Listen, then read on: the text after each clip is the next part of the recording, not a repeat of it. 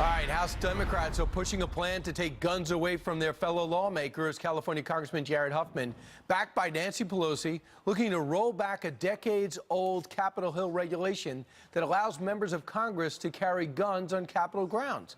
Huffman says it's all about making the Hill safer. But is there something more behind it? Here to weigh in is a member of the Second Amendment Caucus, Congressman Jeff Duncan of South Carolina. Congressman, what's he up to? Well, Brian, first off, we have to look at the words of Hawaiian Senator Hironi this week that the Democrats know and are smarter than their voters.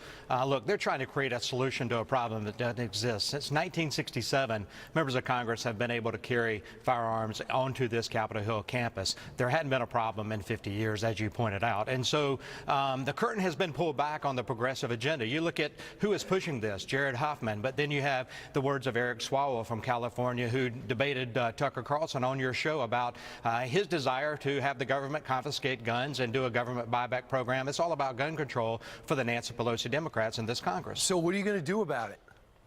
Well, it's a rule change, and what effect it will have, it's really up to a board of the Capitol Hill Police and the architect of the Capitol, Sergeant at Arms, to determine how the rules applied and what applies to members of Congress. Regardless, this is all for show, but it does show the American people that if the Democrats can't trust their own colleagues, members of Congress that are law-abiding gun owners, Second Amendment practitioners, then they probably don't trust the American people, and they're probably going to come after your guns through this Congress and bills passed through the House. Is this part of the incremental movement that's out there, you believe, that has you on the Second Amendment caucus?